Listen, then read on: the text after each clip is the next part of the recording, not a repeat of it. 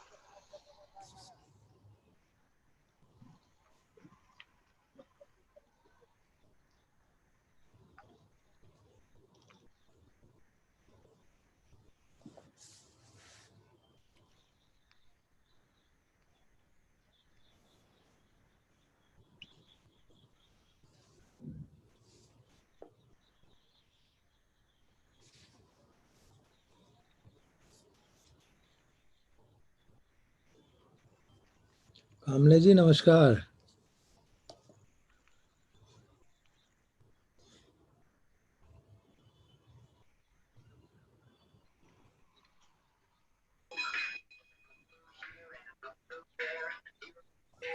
नमस्ते कामले जी. नमस्कार सर. नमस्कार.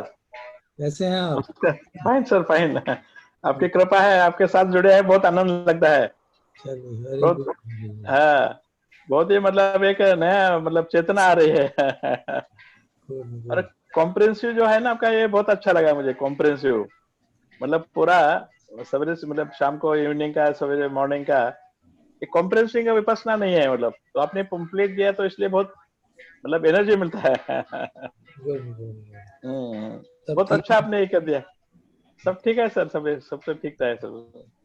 हाँ नमस्कार सर. नमस्कार. Thank you for joining. Thank you sir. Thank you. Hello, uncle. How are you? Hello Charmi, how are you? All well, all well. Good. Nice to see you. Yeah, same here.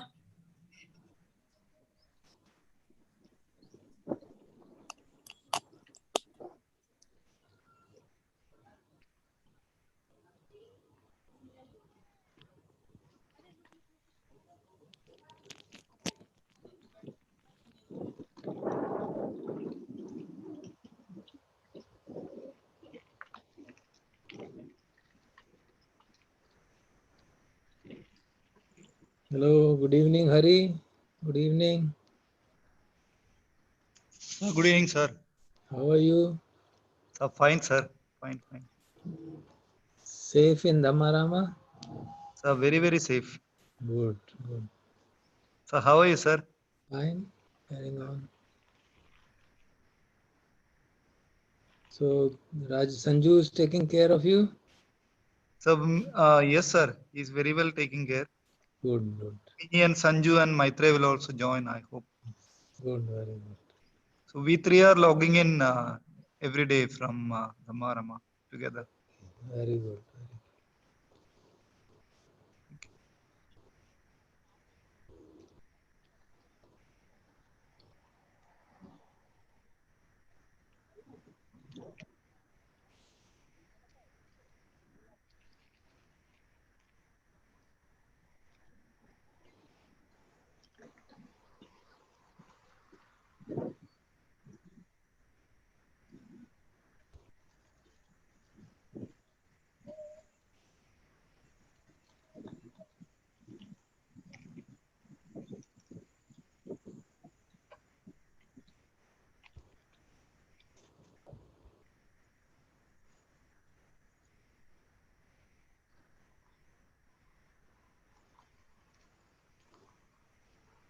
नमस्ते आशुतोष जी, नमस्कार। Sir नमस्ते sir, प्रणाम। कैसे हैं? सब अच्छा है sir, सब बढ़िया है। और डॉक्टर साहब ठीक हैं हमारे? बिल्कुल बिल्कुल सब अच्छा है सर। सोनल बहुत बढ़िया है और ओपन अवेयरनेस में काफी जम गई है, ऐसा लग रहा है। Good good. सर आज आप लोग की सेवा के बारे में मुझे मालूम पड़ा, कितनी आप सेवा करते हैं। आपके एक बेनिफिशियरी ने कांटेक्ट किया था, क्या नाम था, रेनू शायद था, ख्याल नहीं अच्छा, है। हाँ अपना डॉक्टर रेणुका, हाँ हाँ जी, रेणुका ने। सो आपको साधुवाद फॉर डूइंग सच सर्विस। नहीं सर, आपका आशीर्वाद है और आ, उससे शायद मीन्स मुझे पता नहीं क्या मीन्स इंटरेक्ट किया है, लेकिन मुझे और सोनल को ऐसा लगता है कि एट द एज ऑफ 19 या 20 उसको देख के लगता है कि काफी उसके यानी काफी पारमिताओं का काफी संग्रह है। बहुत अच्छा। उसने she had gone through those classes and given her comments and wanted me to check her observations, तो अच्छा लगा। उसने बताया था कि आप लोगों ने कितनी उनकी मदद की थी। So I was very happy. नहीं thank you. Good.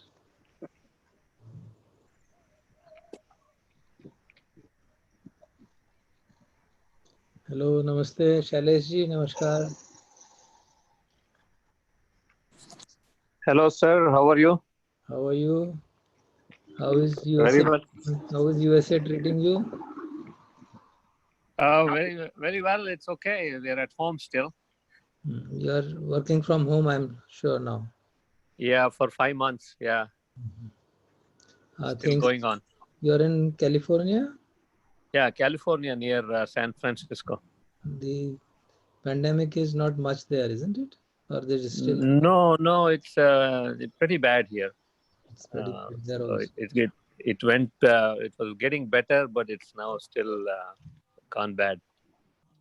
I see. Chaliye. So it's, wish you all the best. Thank you, sir. Bell has gone, so let's start.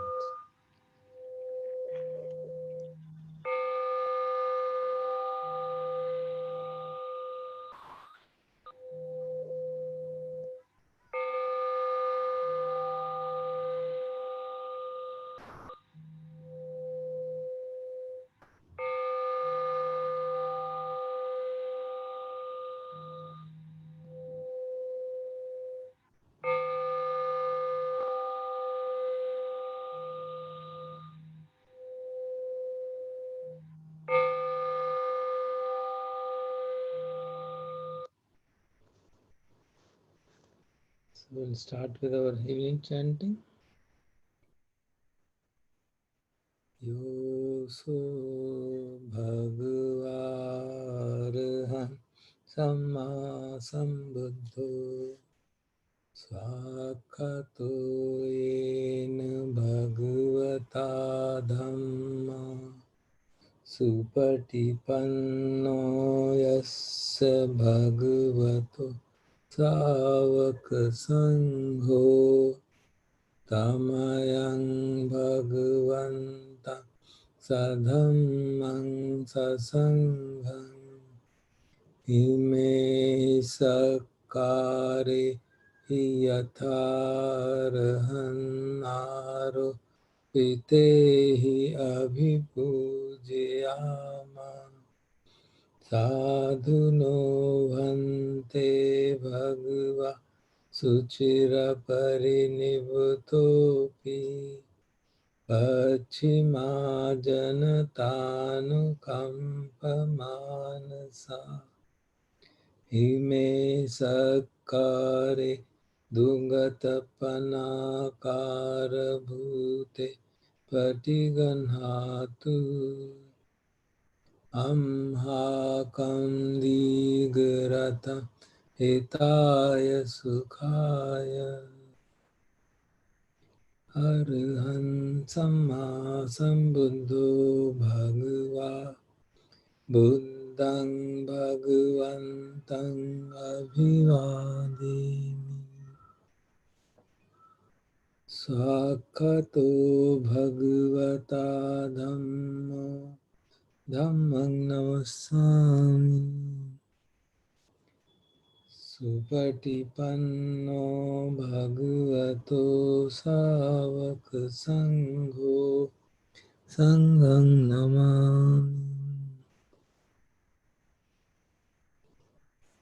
I see Rajendra ji is there. Yeah, I'm there. So you can lead now.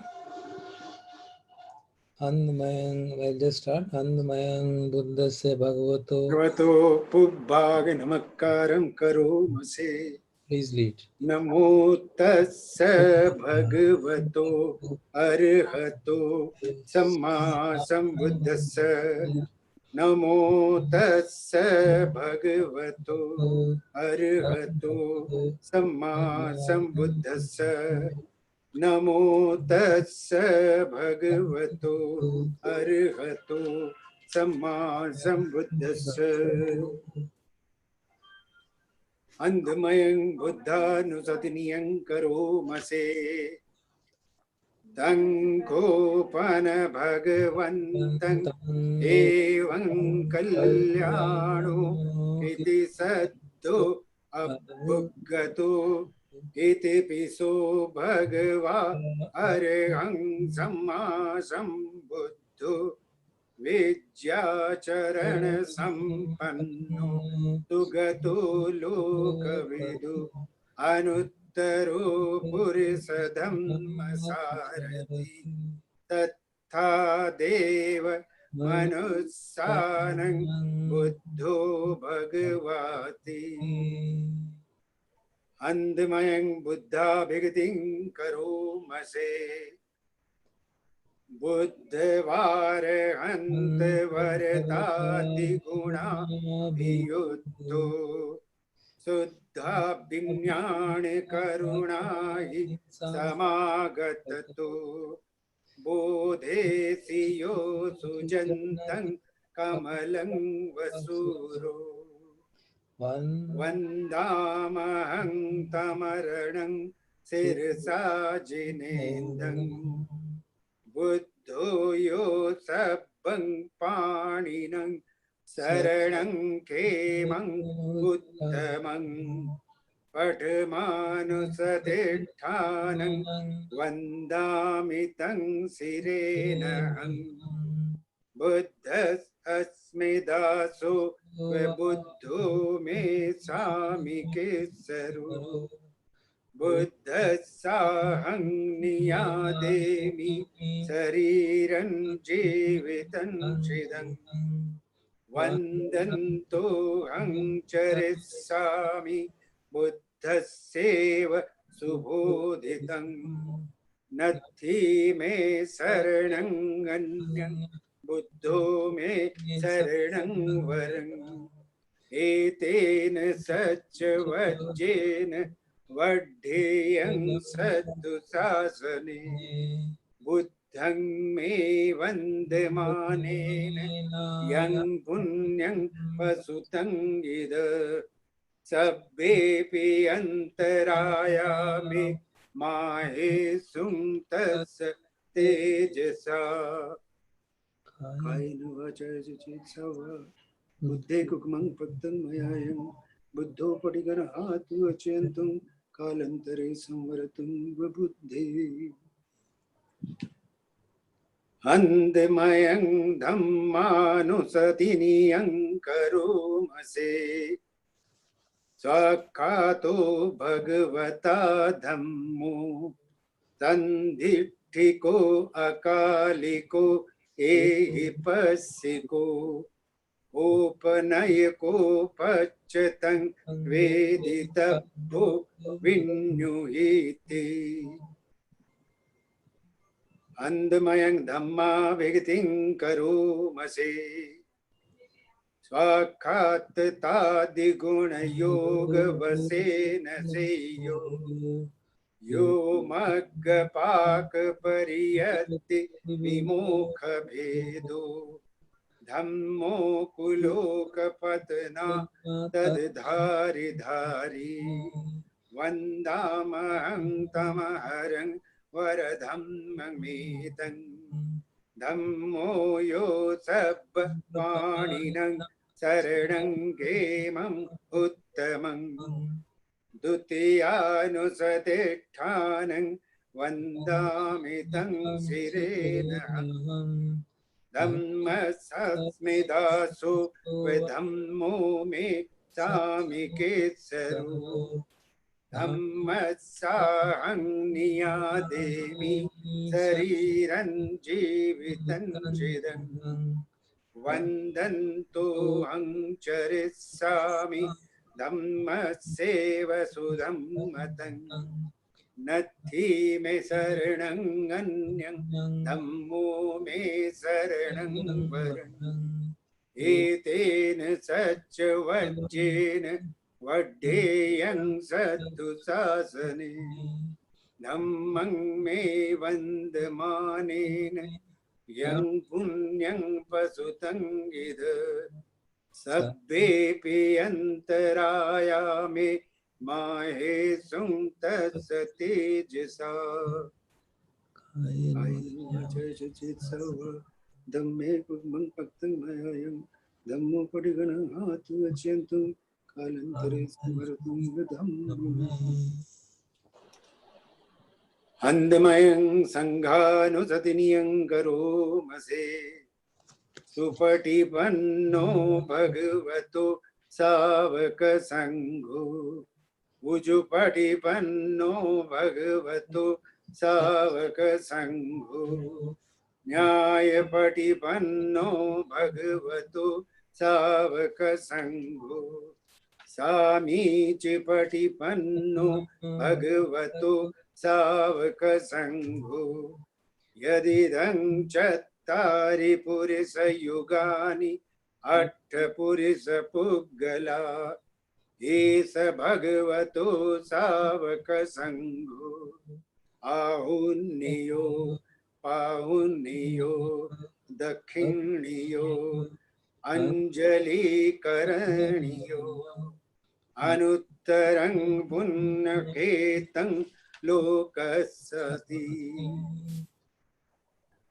अन्धमयं संघाभिगतिं करोमसे सधम्मजो सुपटिपत्ति गुणादियुक्तो यो अट्ठविद्धो पर्यपुग्गल संगसेठो शीलादिधम्मपवराशय काय चित्तो वन्दाम अहं तं हरियाण गणं सुशुद्धं संगो यो सब्बपाणिनं शरणं खेमम् उत्तमं तत्यानुसतिष्ठानं वन्दामि तं शिरेणहम् संघस्मिदासु विसंगो मे सामि केसरो संघस्साहं नियादेमि शरीरं जीवितं चिदं वन्दन्तो हं चरिष्यामि संघस्सोपटिपन्नतं नत्थि मे शरणं अन्यं संघो मे शरणं वरम् एतेन सच्चवज्जेन वड्डेयं सद्दुशासने संघं मे वन्दमानेन यं पुण्यं पशुतं गिद सब्बेऽपि अन्तराया मे माहेशुं तस्य तेजसा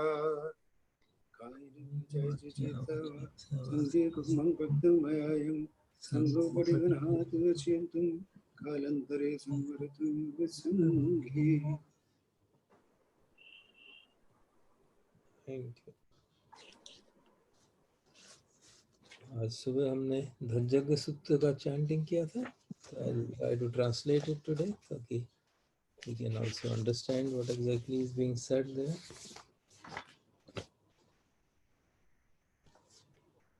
सुबह हमने पाली में चैंट किया था, तो अभी मैं उसका हिंदी ट्रांसलेशन करता हूँ।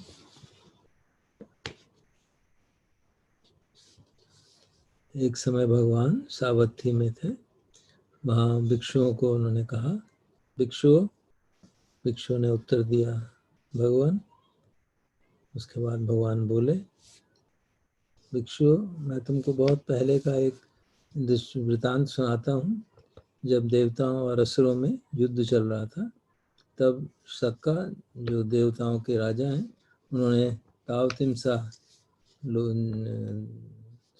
हेवन में देवताओं को कहा, यदि कोई देवता जो कि युद्ध में जाते हैं, उनको भय या किसी तरह का घबराहट होती है या लोमहर्ष होता है, तो उनको मेरे झंडे का, मेरे जो रथ है उसके झंडे के ऊपर का जो बैनर है, झंडे के ऊपर जो क्रेस्ट है, उसको देखना चाहिए, ताकि उसको देख के आपके अंदर कोई भी भय होगा, कोई घबराहट होगी, कोई लोमहर्ष हो रहा होगा, तो वो सब चला जाएगा। और अगर तुम मेरे झंडे के ऊपर के शिखर को नहीं देख पाओगे, तो जो प्रजापति हैं, देवताओं के राजा हैं, उनको झंडे को देखना, उससे भी तुम्हारा भय, घबराहट और लोमहर्ष जो है समाप्त हो जाएगा। लोमहर्ष अर्थात बाल जैसे खड़े हो जाते हैं डर के मारे। और अगर प्रजापति राजा के, देवताओं के राजा को भी नहीं देख पा रहे हो, तो जो वरुण है, वो भी दूसरे राजा हैं देवताओं के, उनके ध्वजा के शिखर को देखना। और अगर कोई भय होगा तुम्हारे में, कोई घबराहट होगी, कोई लोमहर्ष हो रहा होगा, तो उसको देख के समाप्त हो जाएगा, मतलब उसको देख के मन में कॉन्फिडेंस आएगा। भगवान फिर कहते हैं, भिक्षु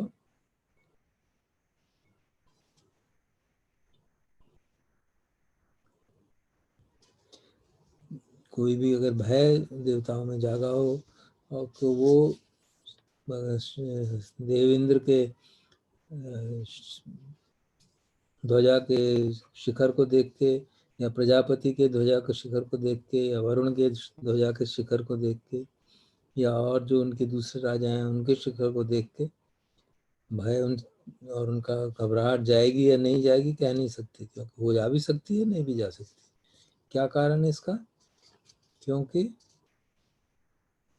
भिक्षु जो शक्का है, जो देवेंद्र है, वो खुद राग से, द्वेष से मुक्त और मोह से मुक्त नहीं है, इसलिए वो खुद भय के, उसको खुद को भय आ सकता है, घबराहट हो सकती है, दौड़ने भागने का मन कर सकता है। तो इसलिए मैं भिक्षु तुमको कहता हूँ, अगर तुमको जब भी तुम जंगल में जाओ, या किसी पेड़ के नीचे ध्यान कर रहे हो, या किसी शून्यागार में जाकर ध्यान कर रहे हो, और अगर तुम्हारे भीतर भय जागे, तो तुमको क्या करना चाहिए? तुम मेरे बारे में चिंतन कर सकते हो। इति पिसो भगवा अरहन, जो हम वंदना है भगवान की जो हम करते हैं, कि ऐसे हैं भगवान जो पूरी तरह सम्मा संबुद्ध और विद्या और आचरण से संपन्न है। लोगों को जानने वाले हैं, सभी मनुष्यों को शिक्षा देने वाले को ट्रेनिंग देने वाले हैं, अनुपम ट्रेनिंग देने वाले हैं, देवताओं और मनुष्यों के शास्ता हैं। ऐसे हैं भगवान बुद्ध। तो भिक्षु अगर तुम मेरे बारे में इस तरह सोचोगे, तो कोई भी भय जो है, या घबराहट है, या लोमहर्ष है, वो समाप्त हो जाएगा। फिर कहते हैं आगे कि अगर तुम मेरे बारे में नहीं सोच पा रहे हो, तो धम्म के बारे में सुनो, जो धम्म की वंदना हम करते हैं, स्वाख्यातो भगवता धम्म। भगवान ने जो धर्म दिया है वो बहुत अच्छी तरह आख्यात किया है, और वो हमको सबको अपने आप रियलाइज करना है, और तुरंत पर उसका फल मिलता है, और वो हमको आमंत्रित करता है कि आओ देखो, और निर्वाण की ओर ले जाता है। और हर एक को अपने अपने इंडिविजुअली, इसको हर एक समझदार आदमी को उसको समझना है। तो इस तरह से अगर तुम धर्म की वंदना करोगे, समझोगे, तो भी तुम्हारा भय, घबराहट और लोमहर्ष समाप्त हो जाएगा। और अगर धर्म की भी को भी याद न कर पाए उस समय, तो संघ को याद करो, कि संघ जो है सुपटिपन्नो भगवतो श्रावक संघ, जैसे अभी वंदना की कि भगवान का श्रावक संघ जो है बहुत अच्छी तरह से ठीक तरह से भगवान धर्म के मार्ग पर चलता है, समझदारी से चलता है, प्रज्ञापूर्वक चलता है और भली भांति चलता है, तो और जो उस भगवान के श्रावक संघ हैं वो 4 युगल हैं, श्रोतापन्ना, सद्गामी, अनागामी, अरहंत, या उनके फल प्राप्त करने वाले या उसके मार्ग पर चलने वाले, इस तरह के 8 पुगल हैं जो कि आतिथ्य के अर्ह हैं, आतिथ्य के योग्य हैं, कि गिफ्ट देने के योग्य हैं, प्रणाम करने के योग्य हैं, और उनके प्रति किया गया कोई भी पुण्य का काम बहुत ही महान फल देता है। तो भिक्षु, अगर तुम संघ के बारे में ऐसे सोचोगे तो भी तुम्हारा भय वगैरह सब समाप्त हो जाएगा। तो ऐसा क्यों कह रहा हूँ मैं, इसका क्या कारण है? तो बताते हैं। इसका कारण ये है कि तथागत जो हैं, अरहंत जो हैं, वो पूरी तरह से द्वेष से, राग से मुक्त हैं, द्वेष से मुक्त हैं, भय से मुक्त हैं, मोह से मुक्त हैं। तो इसलिए उनके अंदर कभी भी, अरहंत किसी भी तथागत के अंदर भय, घबराहट, भागना, तोड़ना, इस तरह की बात कभी आ ही नहीं सकती। इस प्रकार भगवान ने उनको कहा।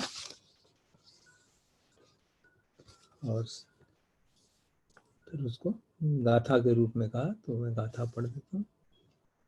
अरण्य रुक्ष मूले वा, जो बोल था उसका ट्रांसलेशन कर देता हूँ। अरण्य में या पेड़ की छांव में या किसी शून्यागार में अगर भिक्षु जाएं तो संबुद्ध का अगर उनको अनुस्मरण करेंगे तो भय तुमको नहीं आएगा। अगर बुद्ध का अनुस्मरण नहीं कर पाते हो, जो कि नरों में श्रेष्ठ हैं, तो धम्म का अनुसरण को याद करो, और जो कि निर्वाण की ओर ले जाता है। और धम्म को भी याद करना नहीं सूझता उस समय, जो कि हालांकि वो निर्वाण की ओर ले जाने वाले धर्म का भी, तो संघ को याद करो, जो कि पुण्य के क्षेत्र हैं, जिनके प्रति किया गया पुण्य बड़ा लाभदायक, फलदायक होता है। इस प्रकार बुद्ध के, धम्म को और संघ को याद करने से तुम्हारा सारे भय, घबराहट, लोमहर्ष समाप्त हो जाएगा। तो इसलिए ये धन जगत सूत्र जो है, kind of traditionally as a protection against fear use किया जाता है।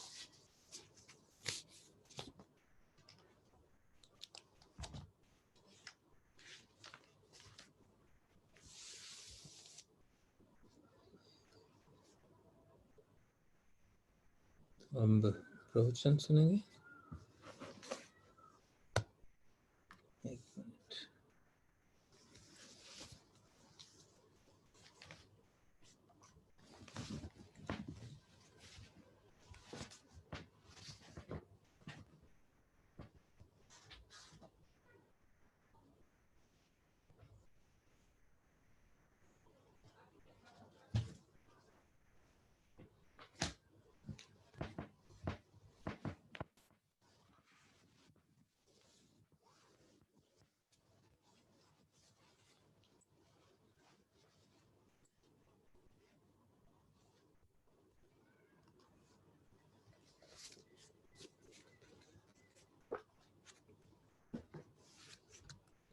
कल का जो प्रवचन हमने आधा सुना था, उसको आज पूरा सुन लेते हैं, बाकी का portion.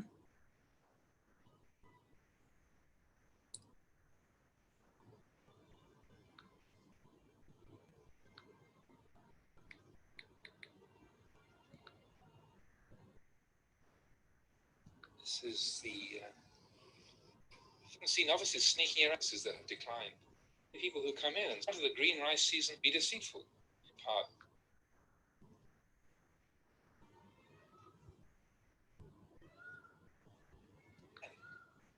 Don't you have any sympathy for that?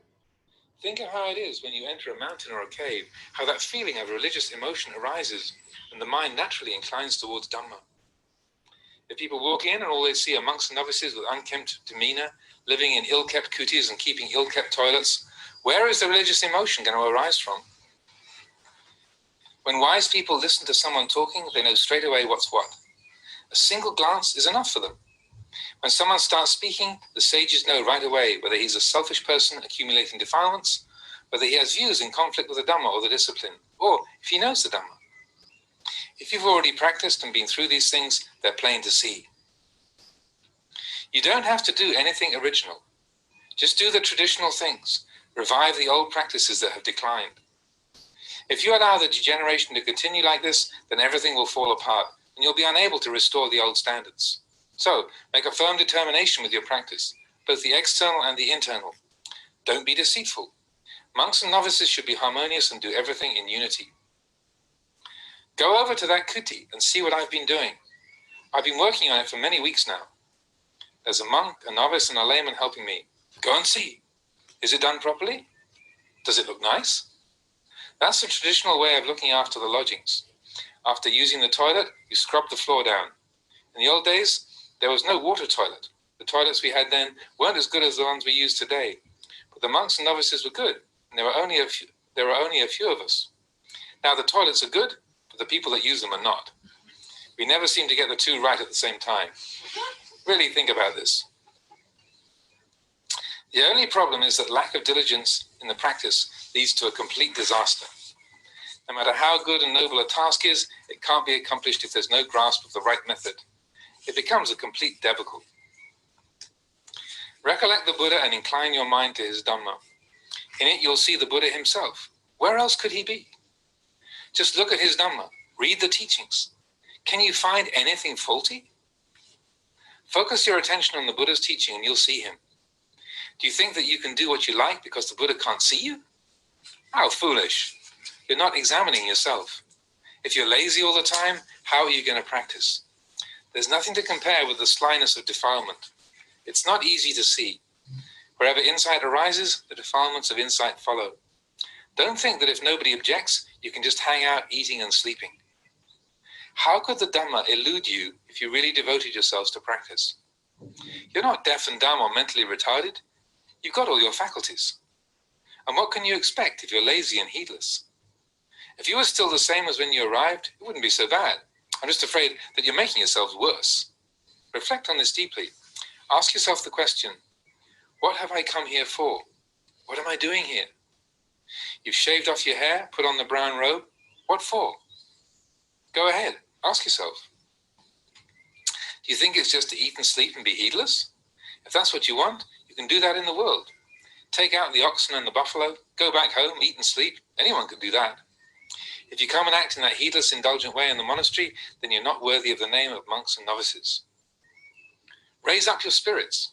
Don't be sleepy or slothful or miserable. Get back into the practice without delay. Do you know when death will come? Little novices can die as well, you know. It's not just Luang Por that's going to die. Pakhaus as well, Anagarikas. Everyone is going to die. What will be left when death comes? Do you want to find out? You may have what you're going to do tomorrow all worked out. But what if you were to die tonight? You don't know your own limitations. The chores are for putting forth effort. Don't neglect the duties of the Sangha. Don't miss the daily meetings. Keep up both your own practice and your duties towards the community. You can practice whether you're working, writing, watering the trees, or whatever, because practice is what you're doing. Don't believe your defilements and cravings. They've led many people to ruin. If you believe defilements, you cut yourself off from goodness. Think about it. In the world, people who let themselves go can even end up addicted to drugs like heroin. It gets as bad as that, but people don't see the danger. If you practice sincerely, then Nibbana is waiting for you. Don't just sit there waiting for it to come to you. Have you ever seen anyone successful in that way? Wherever you see you're in the wrong, quickly remedy it. If you've done something incorrectly, do it again properly. Investigate. You have to listen if you want to find the good.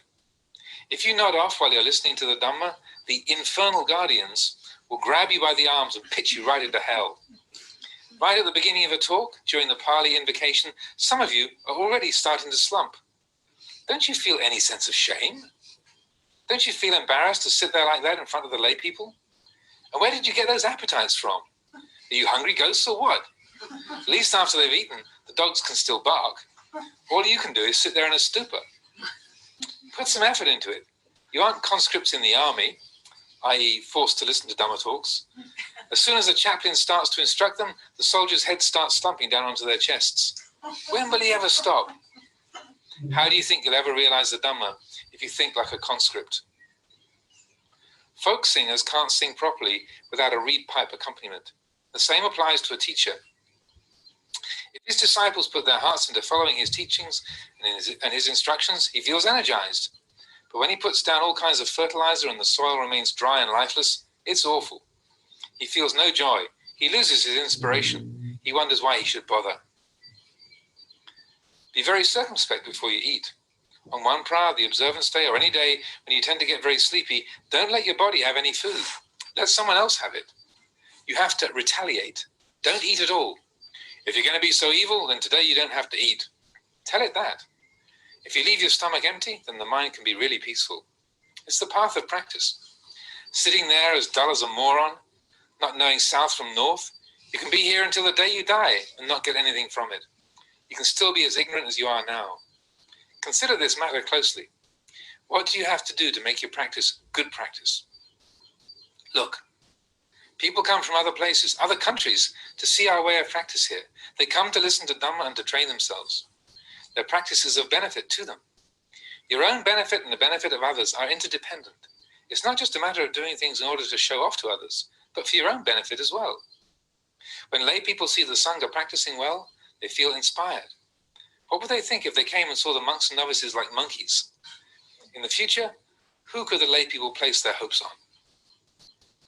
As for proclaiming the Dhamma, you don't have to do very much. Some of the Buddha's disciples, like Venerable Asaji, hardly spoke. They went on alms round in a calm and peaceful manner, walking neither too quickly nor too slowly, dressed in sober-colored robes.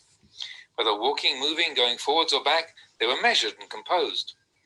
One morning, while Venerable Sariputta was still the disciple of a Brahmin teacher called Sanjaya, he caught sight of Venerable Asaji and was inspired by his demeanor. He approached him and requested some teaching. He asked who Venerable Asaji's teacher was and received the answer: the revered Gotama. What does he teach that enables you to practice like this?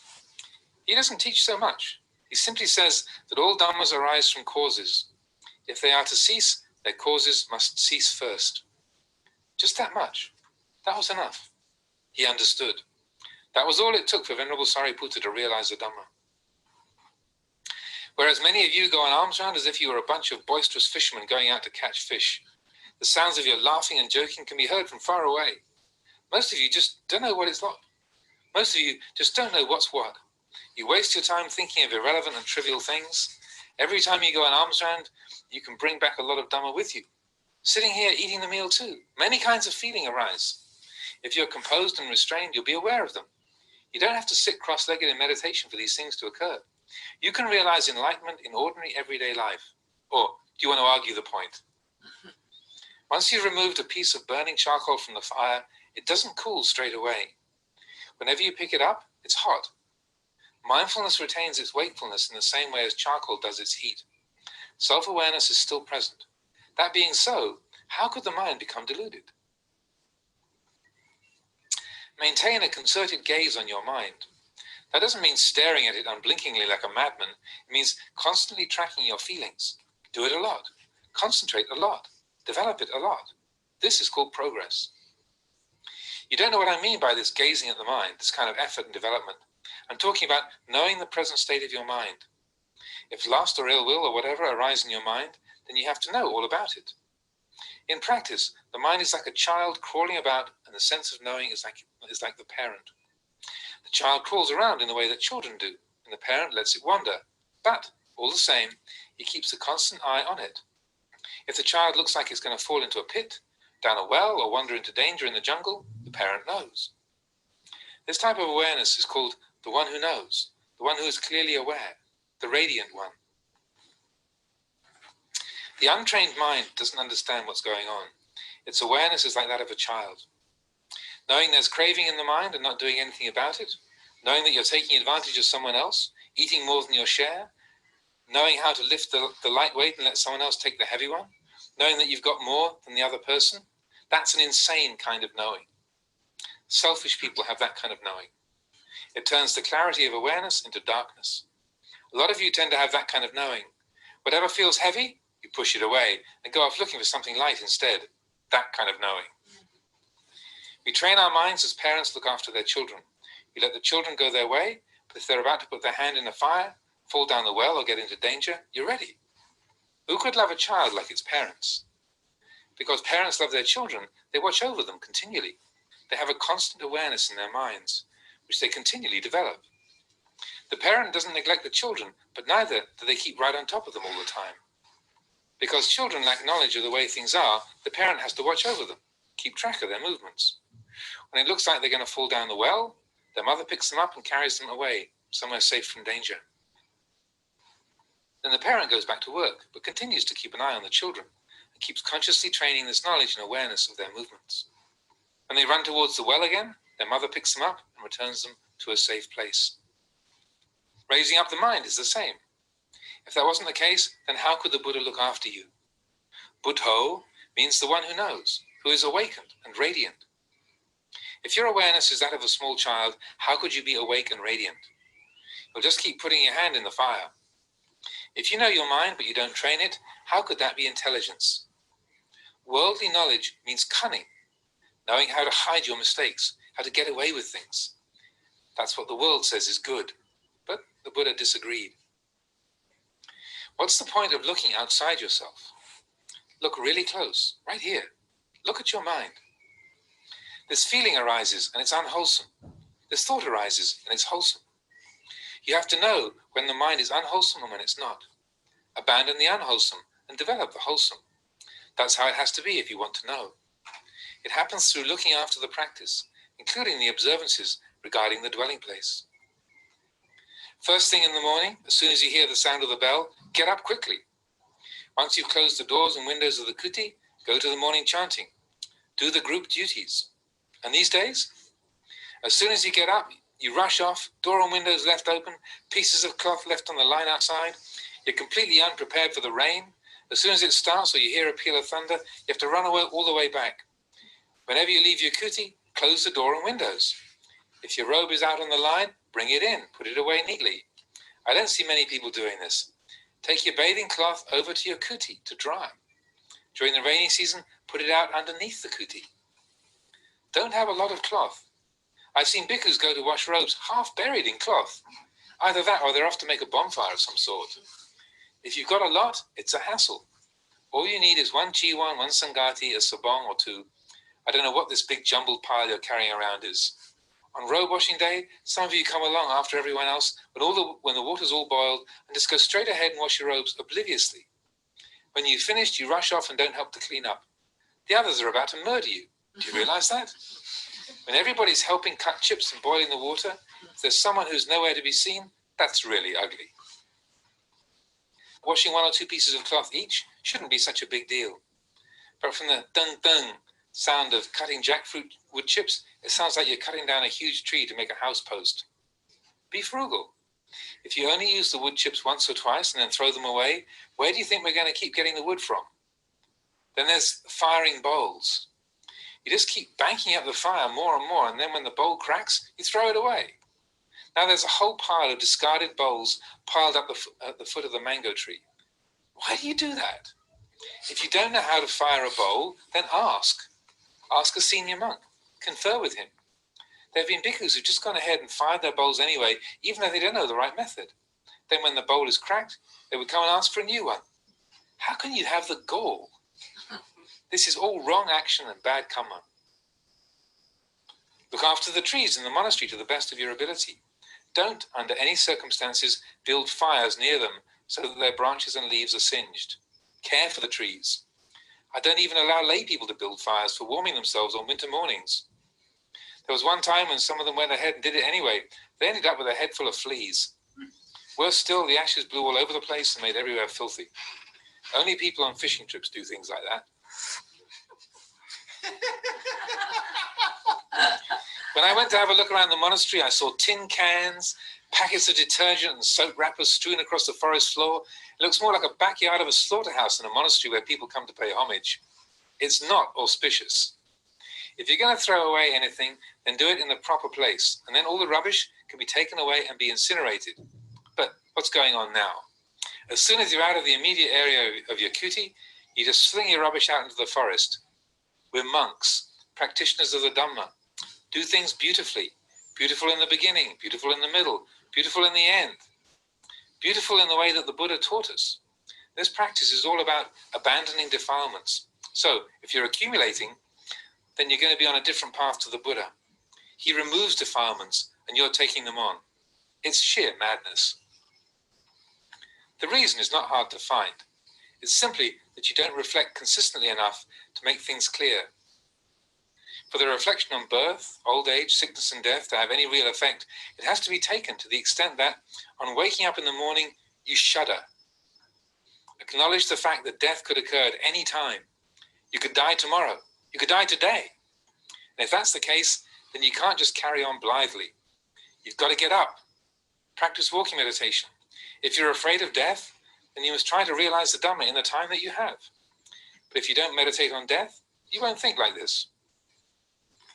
If the bell wasn't rung so vigorously and for so long, I don't know if there'd be a single person at the morning meeting, or when you'd ever do any chanting. Some of you wake up at dawn, grab your bowl, and rush straight off on one of the short alms rounds. Everyone just leaves the monastery when they feel like it. Talk over the question who goes on what alms round, what time those on the Ban Klang route should leave, what time those on the Ban Gaur route should leave, what time those on the Ban Bok route should leave. Take this clock as your standard. When the bell goes, set off straight away. These days, those who leave first stand waiting at the edge of the village.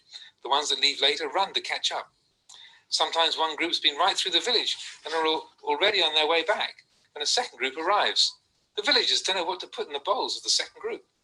That's a dreadful way to carry on. Discuss it amongst yourselves once more. Decide who's going on which route. If anyone's unwell or has some problem or wants to change their route, then say so. There's an agreed way of doing things. What do you think you're doing? Just following your desires like that. It's an utter disgrace. It would serve you right if you all got out an arms round. It would serve you right if all you got an arms round was a chisel. And the footnote says, a chisel is commonly used as a weapon. A chisel put in a bhikkhu's alms bowl would be interpreted as a threat of violence. If you need more sleep, don't stay up so late. What's all this great activity you're involved in that makes you need so much sleep? Just putting forth effort, practicing sitting and walking meditation doesn't cause you to miss that much sleep. Spending your time indulging in socializing does, though. When you've done a sufficient amount of walking meditation and you're feeling tired, then go to bed. Divide your time correctly between Sangha activities and your own private activities so that you get enough rest. On some days in the hot season, for instance, when it's very humid, we may take a break from evening chanting. After water hauling, you can take your bath and then practice as you wish. If you want to do walking meditation, then get right down to it. You can walk for as long as you like. Try it out. Even if you walk until 7 o'clock, you've still got the whole night ahead of you. You could walk until 8 o'clock and go to sleep then if you really wanted to. There's no reason to miss out on sleep. The problem is that you don't know how to manage your time. It's up to you. Whether you get up early or late is up to you. How can you ever achieve anything without training and straightening yourself out? The training is indispensable. If you do it, this small thing will offer no difficulties. You can't just play at it. Make your practice of benefit to yourself and others. Train yourselves well in the practice. If you develop your mind, wisdom is bound to arise. If you put your heart into walking Jongrom, then after 3 lengths of the path, the Dhamma will be flowing strongly. But instead of that, you drag yourself up and down in a drowsy state with your head hung down. Those of you with broken necks, if you go into the forest or a mountain, I say the spirits will get you, you know. If you're sleepy while you're sitting, get up. Do some walking meditation. Don't keep sitting there. Standing, walking, or sitting, you have to rid yourself of sleepiness. If something arises and you don't do anything to solve the problem or improve yourself, then how will it ever get any better? Memorize the Patimokkha while you're walking Jongrom. It's really enjoyable and peaceful too. Train yourself. Go on the arms round to Ban Gaur. Keep yourself to yourself, away from the ones that like to chat. Let them go ahead. They walk fast. Don't talk with the garrulous ones. Talk with your own heart a lot. Meditate a lot. The kind of people who enjoy talking all day are like chattering birds. Don't stand any nonsense from them. Put your robes on neatly and then set off on the arms round. As soon as you get into your stride, you can start memorizing the Patimokkha. It makes your mind orderly and radiant. It's a sort of handbook. The idea is not that you should get obsessed with it, simply that once you've memorized it, the Patimokkha will illuminate your mind. As you walk, you focus on it. Before long, you've got it and it arises automatically. Train yourself like that. Train yourself. You have to train. Don't just hang around. The moment that you do that, you're like a dog. In fact, a real dog is better. It barks when you walk past it late at night. You don't even do that. Why are you only interested in sleeping? Why won't you get up? You have to teach yourself by asking these questions. In the cold season, some of you wrap yourselves up in your robes in the middle of the day and go to sleep. It won't do. When you go out to the toilet, bow first. Bow in the morning when the bell goes before leaving. After the meal, once you've washed your bowl and gathered your things, then bow first before going back to your kuti. Don't let these occasions pass. The bell goes for water hauling. Bow first before leaving your kuti. If you forget and you've walked as far as the central area of the monastery before you realize, then go back and bow. You have to take this training to that level. Train your heart and mind. Don't just let it go. Whenever you forget and don't bow, then go back and bow. How will you forget if you're that diligent? When you have to keep walking back and forth? What's the attitude now? Oh, I forgot. Well, it doesn't matter. Never mind. That's why the monastery is in the state it is. I'm referring here to the old traditional methods. Now it looks as if they've disappeared. I don't know what you call how you do things these days. Go back to the old ways, the ascetic practices. When you sit down at the foot of a tree, then bow. Even if there's no Buddha image, bow. Your mindfulness is there if you do that. When you're sitting, maintain an appropriate posture. Don't sit there grasping your knees like a fool. Sitting like that is the beginning of the end. Training yourself won't kill you. It's just the laziness that is the problem. Don't let it get into your head. If you're really drowsy, then lie down. But do it mindfully, reminding yourself to get up the moment you wake. Be stern with yourself. If I don't, may I fall into hell. A full stomach makes you feel weary, and weariness makes lying down seem a wonderful thing. Then if you're lying there, comfortable and easy, when you hear the sound of the bell, you get very angry at having to get up. Maybe you even feel like killing the bell ringer. Count. Tell your mind, if I get as far as 3 and I don't get up, may I fall into hell. You have to really mean it. You have to get hold of the defilement and kill it. Don't just tease with your mind. Read the biographies of the great teachers. They are singular people, aren't they? They're different. Think carefully about that difference. Train your mind in the correct way. You don't have to depend on anyone else. Discover your own skillful means to train your mind. If it starts thinking of worldly things, quickly subdue it. Stop it. Get up. Change your posture. Tell yourself not to think about such things. There are better things to think about. It's essential that you don't just mildly yield to those thoughts. Once they've gone from your mind, you'll feel better. Don't imagine that you can take it easy and your practice will take care of itself. Everything depends on training. Some animals are able to find the food they need and keep themselves alive because they're so quick and dexterous. But then, look at the monitor lizard and the tortoises. Tortoises are so slow that you may wonder how they can survive. Don't be fooled. Creatures have will. They have their methods. It's the same with sitting and walking meditation. The great teachers have their methods, but they're difficult to communicate. It's like that old fellow who used to live in Pibun. Whenever someone drowned, he was the one who would dive down looking for the corpse. He could keep diving for a long time, till the leaves of a broken branch were all withered by the sun, and he'd find the bodies every time.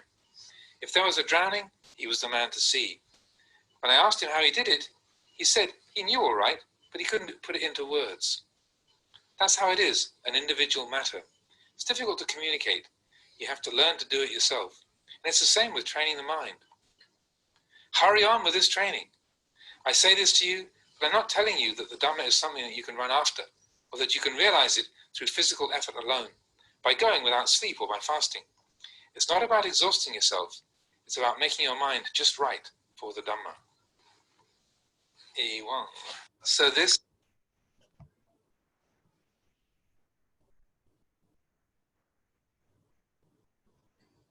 जो उसके बाद talk है वो आखिरी talk सिर्फ 5 minute की है, तो इसके बाद सारा कलेक्शन का हमारा रीडिंग समाप्त हो जाएगी, तो उसको भी सुन लेते हैं। बहुत वो इसके विपरीत है, उसमें आप तो अच्छा रहेगा, इसको भी सुन लेते हैं।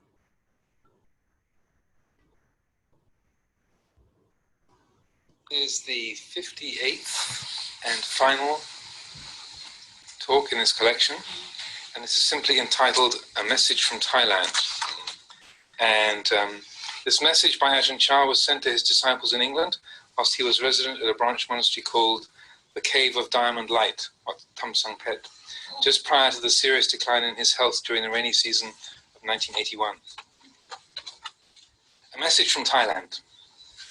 I have come up to Wat Tham Sang Phet for the rains retreat this year, mostly for a change of air as my health has not been so good.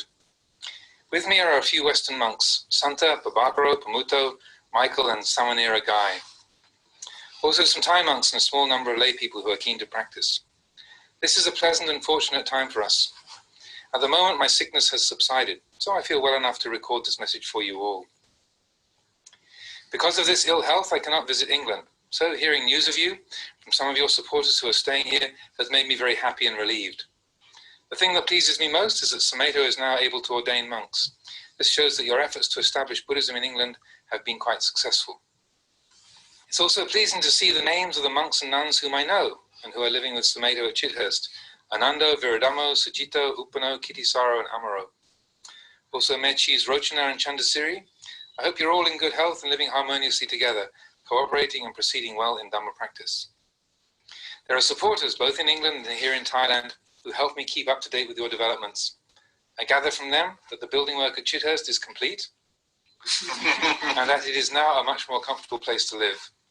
I often inquire about this as I remember my stay of 7 days there was quite difficult. Laughter. I hear that the shrine room and the other main areas are now all finished.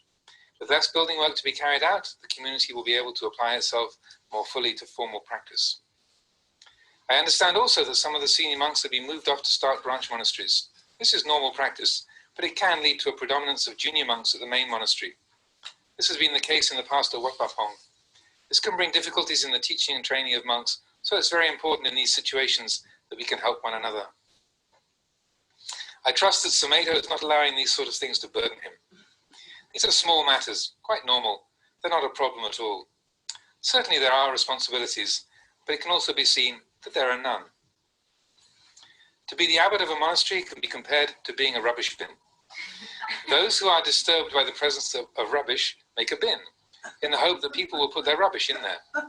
In actual fact, what happens is that the person who makes the bin ends up being the rubbish collector as well. This is how things are. It's the same at Wat Pah Pong. It was the same at the time of the Buddha. No one else puts the rubbish into it, so we have to do it ourselves. And everything gets chucked into the abbot's bin.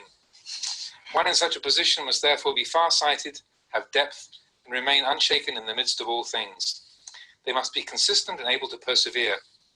Of all the qualities we develop in our lives, patient endurance is the most important. It is true that the establishment of a suitable dwelling place at Chithurst has been completed. The construction of a building is not difficult. A couple of years and it's done. What has not been completed, though, is the work of upkeep and maintenance. The sweeping, washing, and so forth have to go on forever. It's not difficult to build a monastery, but it's difficult to maintain it. Likewise, it's not difficult to ordain someone, but to train them fully in the monastic life is hard. This should not be taken as a problem, though, for to do that which is hard is very beneficial. Doing only that which is easy does not have much use. Therefore, in order to nurture and maintain the seed of Buddhism which has been planted at Chithurst, you must now all be prepared to put forth your energies and help. I hope that what I've said today has conveyed feelings of warmth and support to you. Whenever I meet Thai people who have connections in England, I ask if they've been to Chithurst. It seems from them that there is a great deal of interest in a branch monastery being there. Also, foreigners who come here will frequently have visited Wat Nanachat and have news of you in England as well. It makes me very happy to see that there is such a close and cooperative relationship between Wat Pah Nanachat, Wat Pah Pong and Wat Chithurst. That's all I have to say, except that my feelings of loving kindness are with you all. May you be well and happy, abiding in harmony, cooperation and togetherness. May the blessings of the Buddha, the Dhamma and the Sangha always be firmly established in your hearts. May you be well. Hey, well.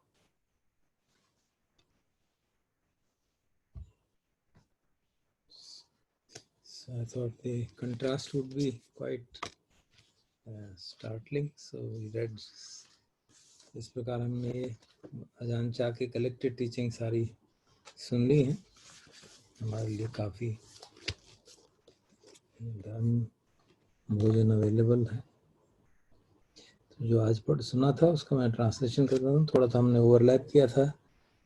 जो लोग आज आए हैं, कल नहीं थे, उनके लिए बता दूं, ये प्रवचन वट पपांग में दिया गया था, जबकि वहाँ पे काफ़ी नए भिक्षु आए हुए थे और जो भी ट्रेनिंग में थोड़े ढीले थे, तो इसलिए बहुत स्ट्रांग प्रवचन है। तो कल तक जहाँ तक किया था उससे आगे करते हैं। धम्म आप धम्म को कैसे छोड़ पा रहे हैं? अगर आप प्रैक्टिस करेंगे तभी तो उस धम्म कभी भी आपको नहीं छोड़ेगा। आप कोई मेंटली रिटार्डेड तो नहीं है, सारी फैकल्टीज आपकी काम कर रही हैं, तो फिर क्यों इतने प्रमाद में और आलस्य में रहते हो? जैसे तुम थे अगर वैसे ही रहते वो भी ठीक था। ये तो तुम तो उससे भी बदतर हालत में लगते हो मुझे। इस पर गहराई से चिंतन करो, अपने से पूछो कि हाँ हम मॉनेस्ट्री में क्यों आए थे और क्या कर रहे हैं। हमने अपने बाल मुंडवाए हैं, शिवर पहना है, किस लिए पहना है? अपने आप से ठीक से पूछो। क्या यहाँ पे सिर्फ खाने सोने और प्रमाद में घूमने फिरने आए हो? तो अगर यही करना है तो संसार में जाओ, वहाँ पे जाके गाय बछड़े पालो, खाओ पियो ऐश करो। अगर इसी तरह रहना है तो भिक्षु बनने के लायक नहीं हो तुम। अपने आप को उठाओ। नींद में पड़े रहना, ऊँघना बहुत गलत है। साधना करो बगैर किसी देरी के। तो क्या तुम्हें मालूम है कि मृत्यु कब आएगी? छोटे छोटे सामनेर भी मर सकते हैं। ऐसा नहीं है कि लुंगपोरी जो है वही मरेंगे। हर आदमी को मरना है और ना ही मालूम नहीं कि कब।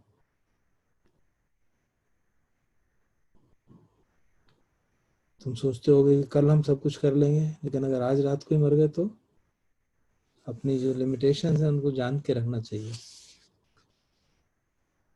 जो हमारे आपके ड्यूटीज़ हैं वो सब इसलिए हैं कि आप मेहनत करना सीखें।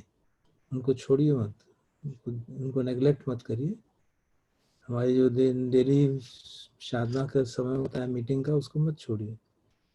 अपनी साधना बनाए रखिए और संघ के प्रति जो कर्तव्य हैं उनको पूरा करिए। और हमारी साधना तो आप चाहे काम कर रहे हो, पानी दे रहे हो पेड़ों को, या वॉकिंग कर रहे हो, या कुछ लिख रहे हो, हर समय साधना कर सकते हैं।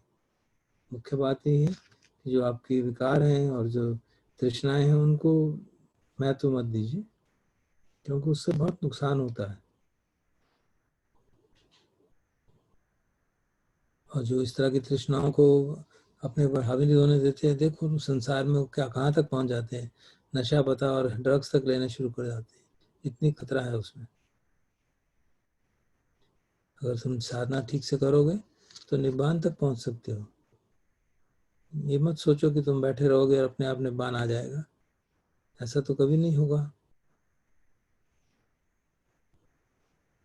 जो भी तुम्हें गलती नजर आती है उसको देखो और तुरंत हटाओ। बार बार इन्वेस्टिगेट करो।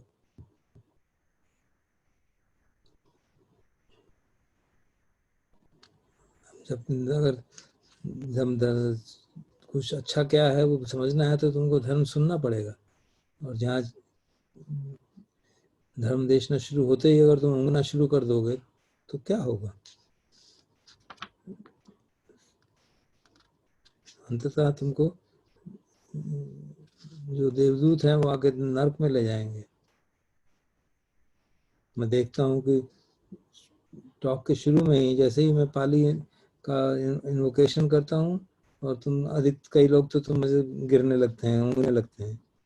कुछ शर्म को नहीं आती आप लोगों को ये सब देखते हुए कि गृहस्थों के प्रति के सामने इस तरह का व्यवहार कर रहे हो?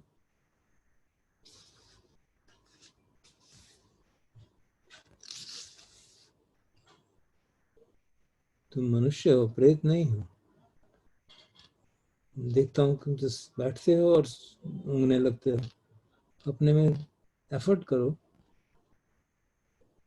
यहाँ पे कोई तुम्हें जबरदस्ती तो नहीं लाया गया कि जबरदस्ती सुनना है।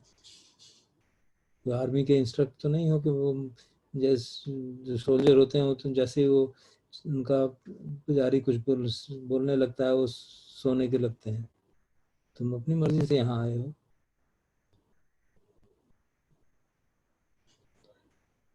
और अगर जब टीचर भी देखता है कि उसके सारे शिष्य इसी तरह के हैं तो उसका भी मन उचट जाता है। फिर वो सोचता है काहे को मैं अपनी मेहनत करूं, मेरे पास और अच्छे काम करने को है। खाना खाने से पहले बहुत सजग रहो, बहुत जरूरत से ज्यादा नहीं खाना है।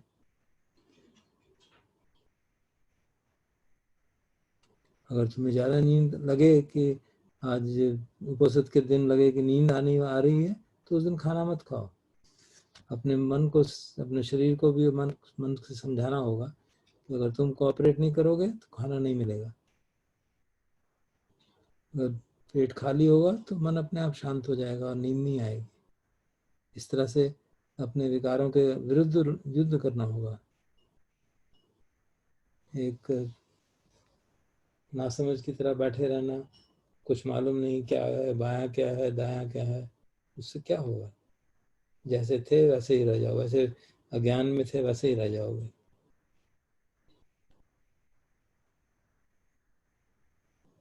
देखो यहाँ पे किस तरह से लोग अन्य जगहों से, अन्य देशों से आते हैं धर्म सुनने के लिए, साधना करने के लिए। समझो उनको, देखो।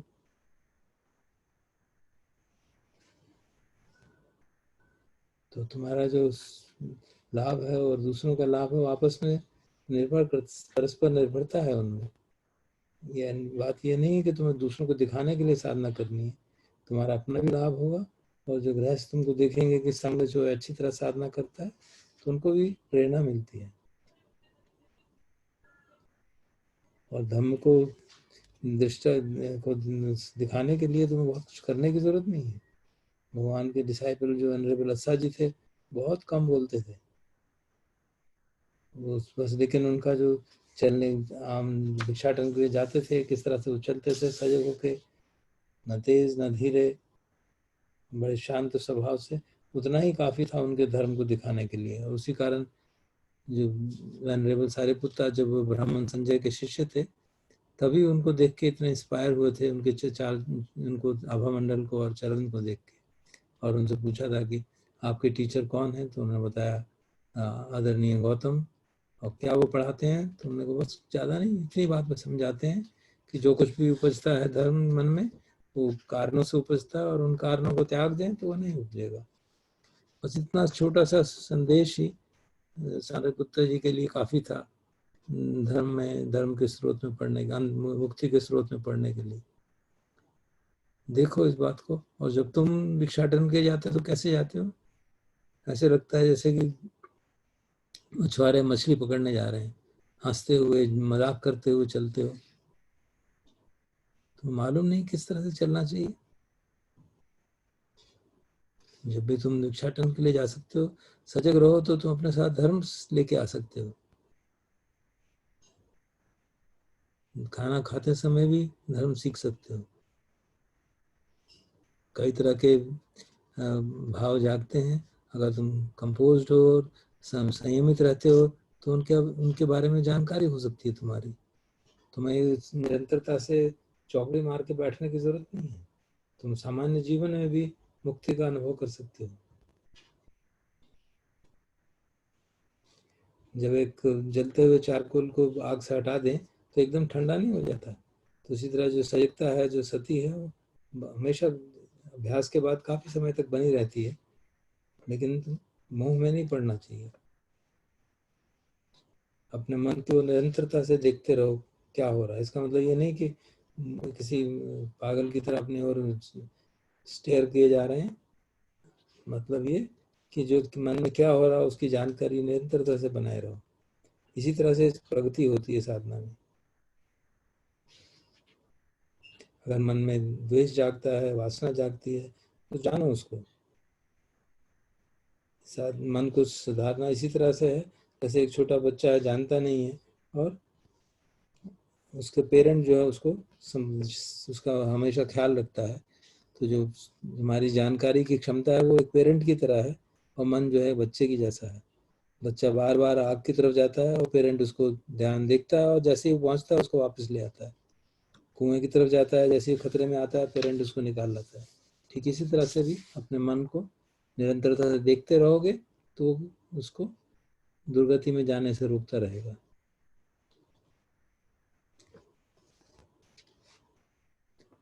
तो जो अनट्रेन्ड माइंड है वो उस छोटे बच्चे की जैसा ही है, और जो सजगता है, जानने की क्षमता है, वो पेरेंट की तरह है जो कि ट्रेन अनट्रेन्ड माइंड को धीरे धीरे ट्रेन करने लगती है।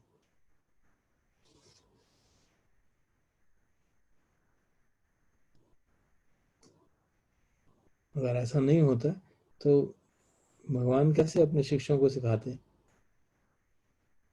बुद्धो शब्द का अर्थ ही यही है कि जो जानता है, जो हमारी जानने की क्षमता है, जो हमेशा सजग रहता है। तो अगर तुम्हारी चेतना एक छोटे बच्चे की तरह है जो जिसको सजगता नहीं है, होश नहीं है, तो कैसे काम चलेगा? तो हमेशा अपना हाथ आग में डालते रहोगे और जलते रहोगे। सांसारिक ज्ञान को कोई महत्व नहीं है। सांसारिक ज्ञान तो चालाकी है, जो कि तुम चालाकी से अपनी गलतियां छुपा सकते हो, लेकिन ये धर्म का मार्ग नहीं है। अपने बाहर देखने का क्या तात्पर्य है, क्या अर्थ है?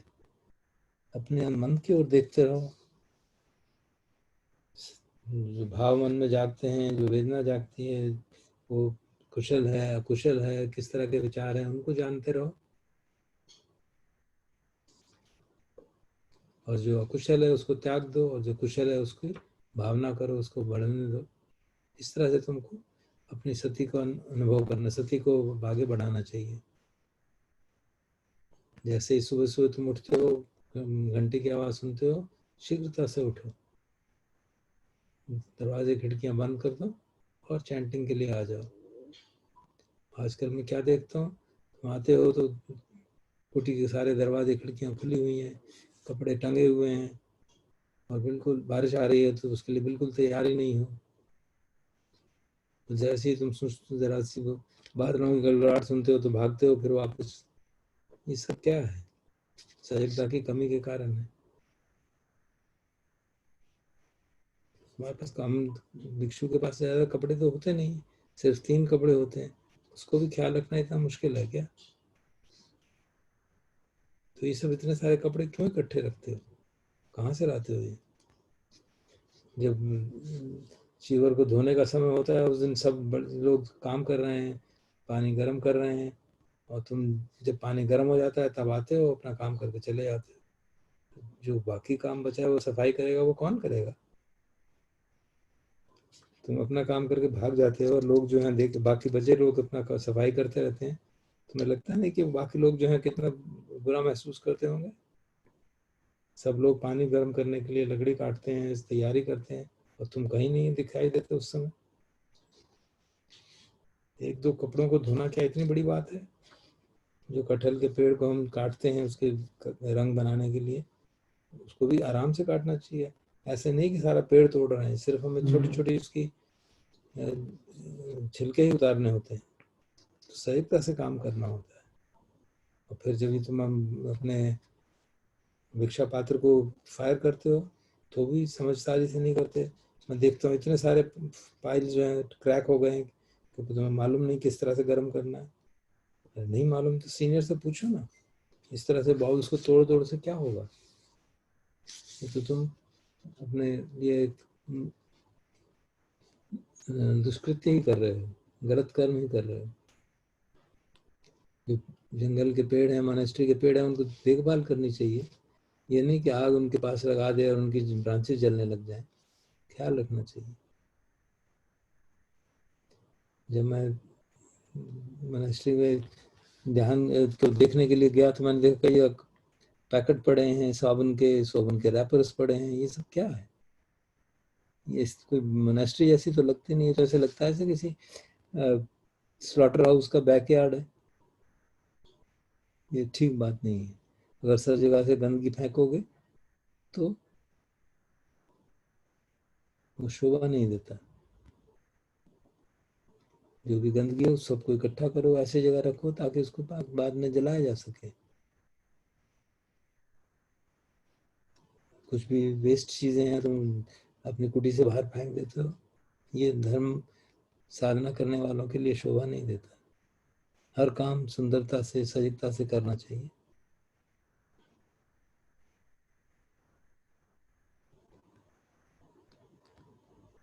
हमारा सारा साधना जो है विकार कम करने के लिए है, लेकिन लगता है तुम उसको विकारों को बढ़ाए जा रहा है। ये तो पागलपन है। इसका कारण देखना मुश्किल नहीं है। सबसे बड़ी बात दिक्कत ये है कि अपने मन के बारे में तुम निरंतरता से चिंतन नहीं करते, रिफ्लेक्शन नहीं करते हो। जन्म, मृत्यु, बीमारी, मरना, जाति, जरा, व्याधि, मरण, इसके ऊपर कोई चिंतन नहीं करते हो। इसका चिंतन इतनी गहराई से होना चाहिए कि जब तुम सुबह उठो तो एक भय रहे कि कहीं आज ही मर जाऊं तो इससे पहले, मरने से पहले अपनी साधना पूरी हो जाए। जैसे उठते हो तुरंत वॉकिंग मेडिटेशन शुरू कर दो। अगर तुम सचमुच में मृत्यु का भय हो तो एक समय भी तुम क्षण वेस्ट नहीं करोगे। तो इसलिए मरणानुसति का अभ्यास करो। मरणानुसति का अभ्यास नहीं करते तो इसलिए ऐसा सोचते नहीं हो। मुझे तो लगता है कि अगर घंटी को हम इतनी जोर से लंबे समय तक नहीं बजाएं तो तुम तो शायद हॉल तक भी नहीं आओगे, और चैंटिंग के समय शायद कोई हो ही ना।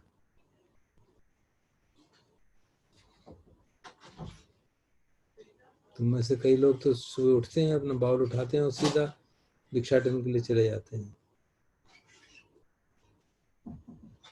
भिक्षाटन का एक तरीका होता है, उसके लिए रूट बनाना होता है, किस भिक्षु को किस तरफ जाना है उसका ख्याल करना होता है। सब मिलके वो तय करो, वरना जो गांव वाले हैं उनको कैसा महसूस होगा। उनको पता ही नहीं कि अभी भिक्षुओं के मन में एक ग्रुप को खाना दे दिया, अब दूसरा ग्रुप भी आने लग गया। बहुत ही दुर्भाग्य की पूर्ण बात है ऐसा हो तो।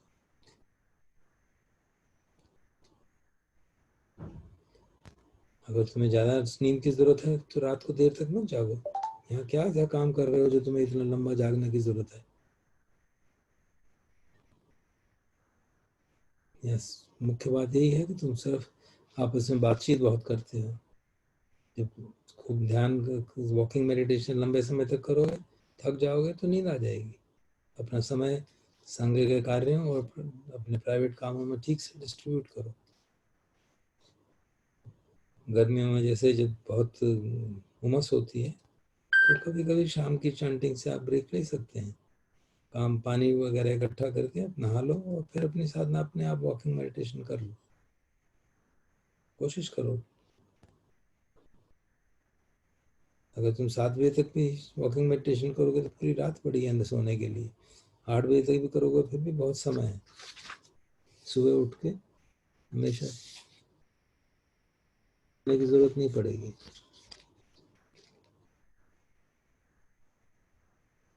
इस तरह से अपने को ट्रेन नहीं करोगे तो कुछ भी कैसे लाभ प्राप्त करोगे। ट्रेनिंग करना तो बहुत आवश्यक है। अपनी साधना में ठीक से ट्रेनिंग करो, मन को डेवलप करने की ट्रेनिंग करो ताकि प्रज्ञा जागे।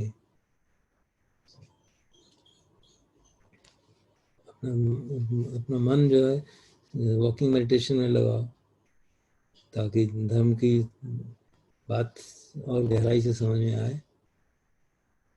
लेकिन मैं देखता हूँ कि तुम जबरदस्ती नींद, आधे नींद की स्थिति में सिर नीचे झुकाए हुए जा रहे हो।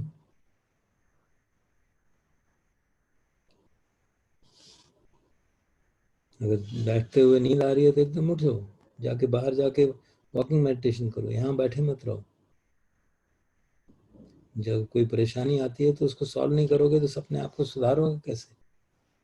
जो प्रतिमुख है उसको याद करो। जब वॉकिंग मेडिटेशन कर रहे हो तो उसको याद करो, तो उससे देखोगे तुम्हें शांति भी मिलेगी और अच्छा भी लगेगा। और वॉकिंग मेडिटेशन और प्रतिमुख याद होगा तो फिर धर्म की बातें और गहराई से समझ में आएगी। कुछ लोग अगर बात करते हैं तो उनको करने दो, उनके साथ मत जुड़ो, अपने को बचा के रखो। जैसे ही तुम चलना शुरू करो, मन ही मन में प्रतिमुख को याद करते रहो। एक तरह की हैंडबुक है। ये आइडिया ये नहीं है कि तुम उसके साथ ऑब्सेस हो जाओ, बट ये है कि अगर उसको तुम ठीक से याद करोगे तो तुम्हारे मन को वो रेडिएंट बना देगा और फिर साधना ठीक से हो पाएगी। ट्रेनिंग का कोई विकल्प नहीं है। ट्रेनिंग तो करनी ही चाहिए निरंतरता से। तो यहाँ तुम सिर्फ सोने में क्यों इंटरेस्टेड हो, उठते क्यों नहीं हो? तुम्हें अपने आप को प्रश्न करना पड़ेंगे और उनका उत्तर खुद ढूंढना पड़ेगा।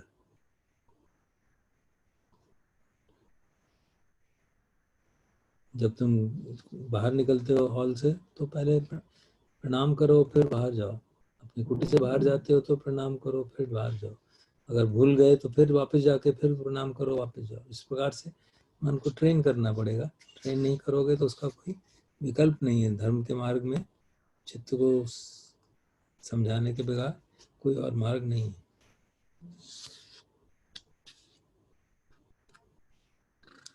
अगर भरा पेट से तुमको नींद आती है तो कम खाना खाओ। बड़े जो महान टीचर्स हैं उनकी बायोग्राफी पढ़ो तो पता चलेगा कि कैसे वो जीवन जीते थे, और उसी तरह से अपने आप को भी ट्रेन करो। तुम्हें किसी और पे निर्भर होने की जरूरत नहीं है।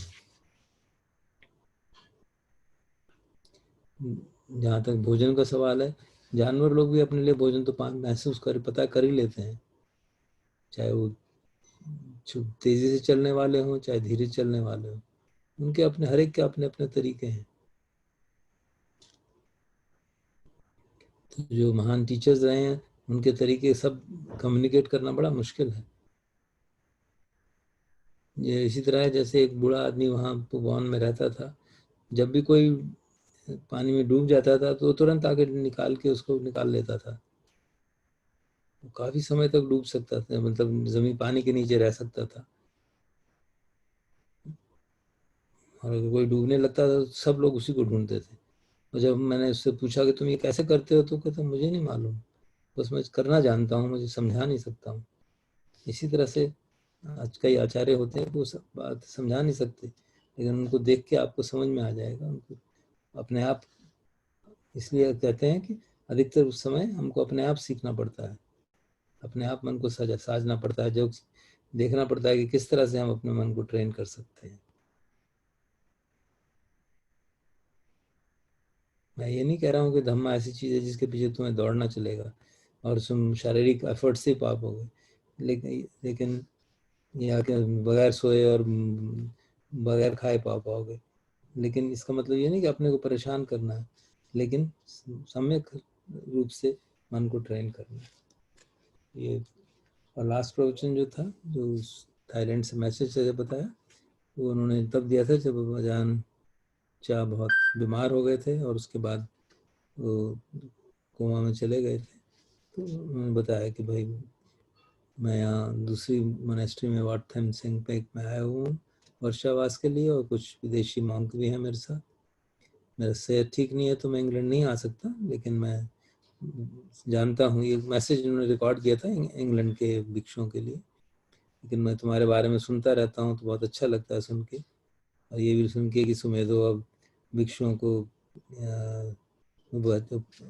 उपाध्याय बन रहे हैं, उनको ऑर्डेन कर पा रहे हैं, बहुत अच्छी बात है ये। और जो भिक्षु उनके साथ रह रहे हैं उनके नाम मुझे सुन के बहुत अच्छा लगता है। आनंदो, वीरधम्मो, सुजितो, उपन्नो, कीर्तिसारो और अमरो, और मायची रोचना और मायची चंद्रश्री। मैं आशा करता हूँ आप सब लोग स्वस्थ हैं और आपस में मिलजुल के काम कर रहे हैं, साधना कर रहे हैं। इंग्लैंड और थाईलैंड में बहुत हैं लोग जो आप लोगों को सपोर्ट करते हैं और मुझे बताते रहते हैं। मुझे मालूम पड़ा है कि आप लोगों की बिल्डिंग अब बन गई है। जब मैं पहले आया था तो बिल्डिंग की हालत उतनी ठीक नहीं थी, 7 दिन रहना काफ़ी मुश्किल था मेरे लिए। मुझे मालूम पड़ा कि वहाँ का जो शाला है वो भी तैयार हो गई है, और मुझे भी मालूम पड़ा कि सीनियर मॉन्क सब अलग अलग ब्रांच मोनेस्ट्री शुरू कर रहे हैं। ये अच्छी बात है, लेकिन इसका भी ख्याल रखना चाहिए कि मेन मोनेस्ट्री में सिर्फ जूनियर मॉन्क्स ही ना रह जाएं। मैं विश्वास करता हूँ कि सुमेधो जो है इन सब चीज़ों को अपने आप को भार नहीं महसूस कर रहे हैं। ये छोटी मोटी बातें तो होती रहती हैं। किसी एक मोनेस्ट्री का एबट बनना जो है वो एक कूड़ेदान की तरह होता है। तो जो कूड़े से परेशान होते हैं तो वो एक कूड़ादान बनाया जाता है इस उम्मीद में कि लोग कूड़ा उसमें डाल देंगे। तो एबट की भी स्थिति वही है कि सब लोग आके अपना कूड़ा उसमें डाल देते हैं। इसलिए जो एबट है उसको दूरदर्शी होना चाहिए और उसको परिस्थितियों से विचलित नहीं होना चाहिए, समता रहनी चाहिए।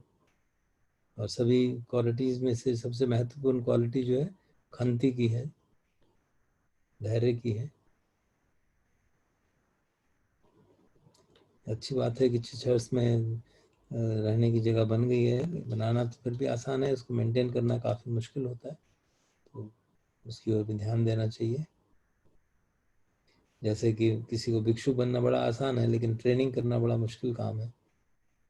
ये कोई परेशानी नहीं है, ये काम करना है जो कि बहुत मुश्किल है लेकिन बहुत लाभदायक है।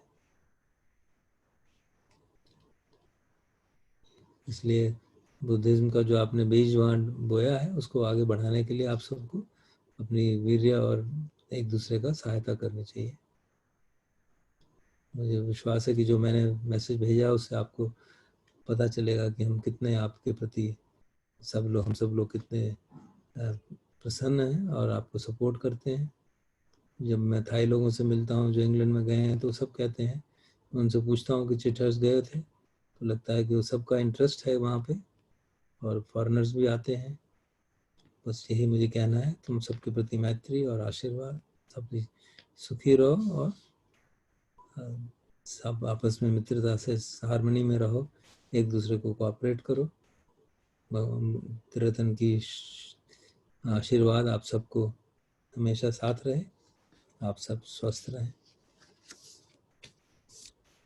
तो इस प्रकार अजान चा की सारी देशनाएं हम सुन चुके हैं जो अवेलेबल हैं कलेक्टेड टीचिंग्स।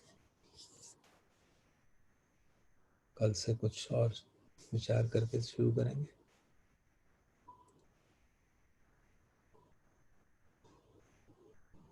अब संघानुसति का अभ्यास करते हैं।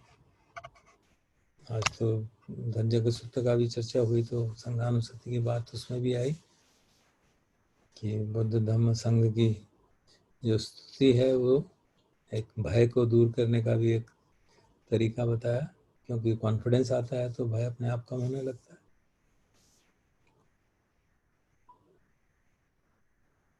और पिछले कुछ वर्षों में हमारा सौभाग्य रहा कि जैसे वो कहते हैं यदिदं चत्तारि पुरुष युगानि अट्ठ पुरुष पुग्गला, तो इस तरह के 4 युगल 8 तरह के संघों से हमारा संपर्क हुआ है, तो इसलिए संघानुसति काफ़ी सहज हो गई है।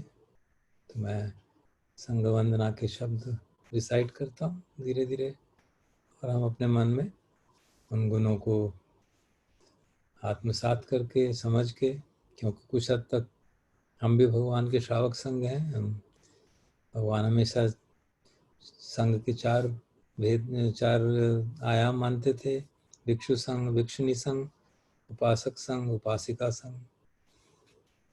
तो हम सब भी उपासक और उपासिका हैं, हम भी भगवान के संघ हैं, तो हमें भी वो सब गुण होने चाहिए। और जो भिक्षु संघ है उसको हम एक आदर्श के रूप में देख सकते हैं।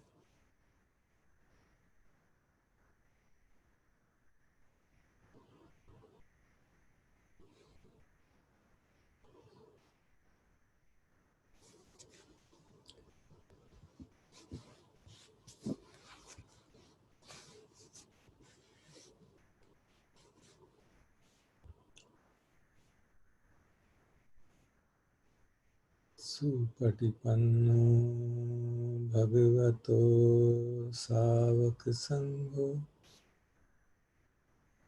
उजुपटिपन्नो भगवतो सावक संघो न्यायपटिपन्नो भगवतो सावक संघो सामीचिपटिपन्नो भगवतो सावक संघो।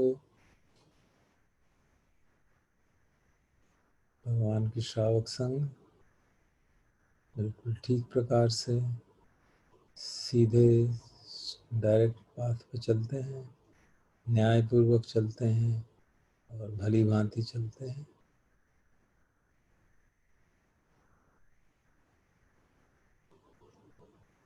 हम याद कर सकते हैं जो भी हमारे आदर्श संग रहे हैं उनको, और देख सकते हैं उनमें ये गुण और अपने लिए प्रेरणा।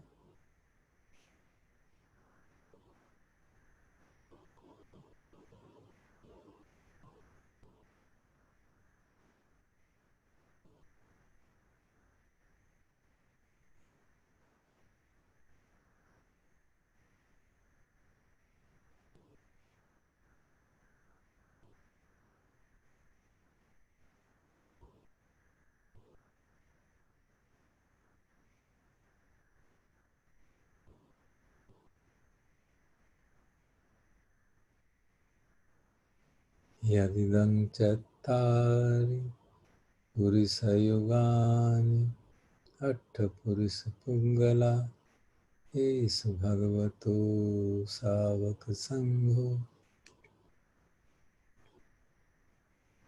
8 प्रकार के पुंगल सोतापत्ति मार्ग पर चल रहे हैं और जो फल प्राप्त कर चुके हैं,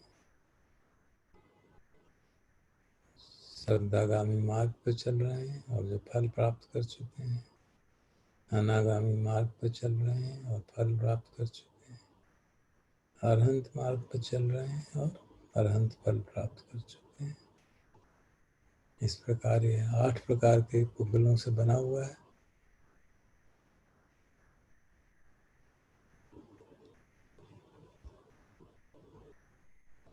और हमें विश्वास है, मालूम भी है कि जिस संघ के साथ हमारा परिचय हुआ है उसमें सभी प्रकार के भिक्षु संघ उपलब्ध हैं। कईयों से हमारे इंटरेक्शन भी हुए हैं, तो उनको याद करके मन में उनका आदर सत्कार।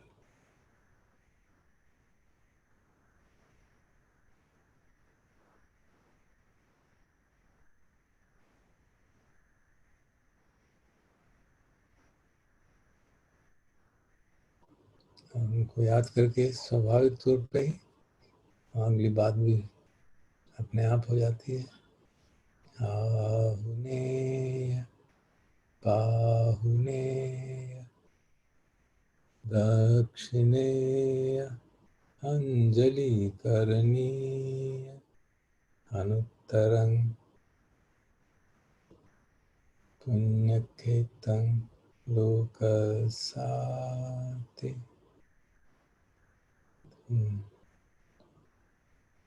ऐसे महान संतों को प्रति उनका आतिथ्य करना, उनको भेंट देना, उनके प्रति आदर सत्कार व्यक्त करना, अंजलि हाथ जोड़ना, प्रणाम करना, ये स्वाभाविक रूप से मन में जागता है। और ये भी समझ में आता है कितनी हमको प्रसन्नता होती है जब ऐसा करते हैं, तो स्पष्ट लगता है कि उनके प्रति किया गया छोटा सा भी पुण्य का काम कितना महान फल देता है। तो हम याद कर सकते हैं, हम सब जब जुड़े थे आम श्रावण के लिए, भिक्षाटन के लिए, जब हमने ऑर्गेनाइज किया था, तो लियम के साथ संग आए थे।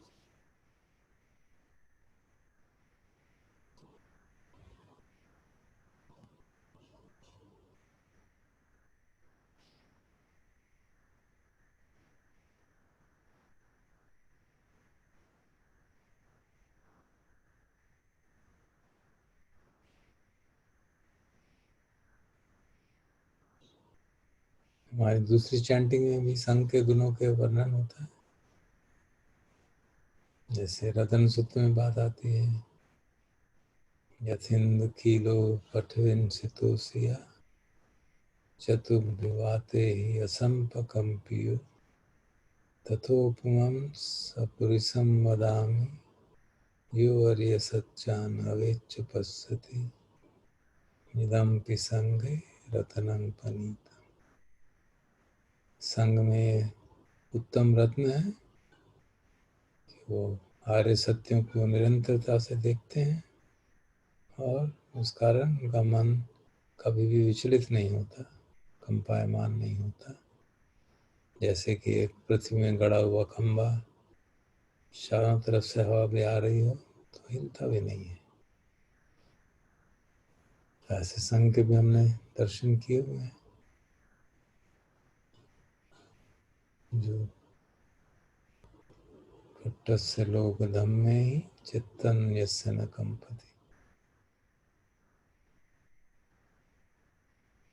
विपरीत परिस्थिति में, विषम परिस्थिति में चित्त बिल्कुल भी कंपायमान नहीं हुआ लोक धर्म के स्पर्श से। सौभाग्य से ऐसे संघ को भी हम देखे हैं, उनको याद कर सकते हैं। मन में प्रेरणा जागती है कि हम भी साधना ऐसी करें।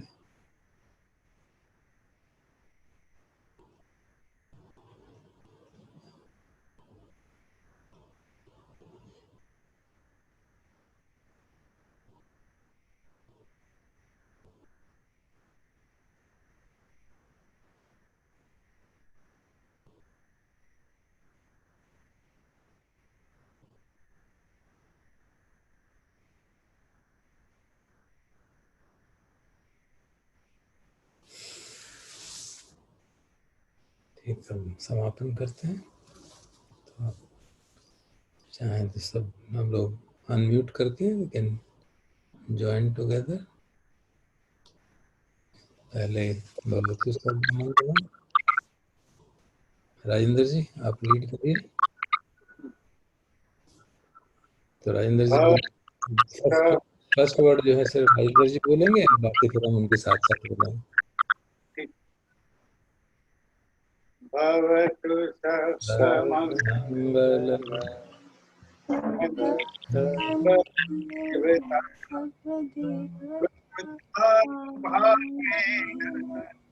सदा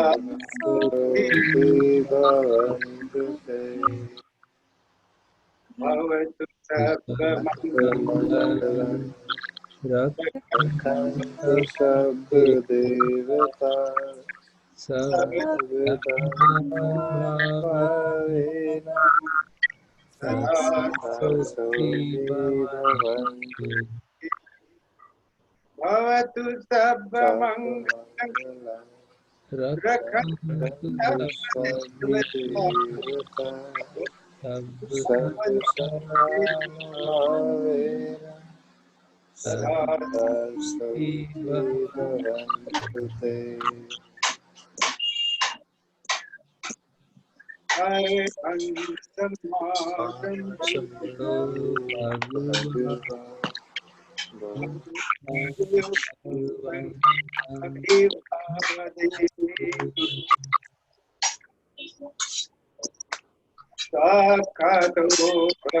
भगवता धम्मं नमामि।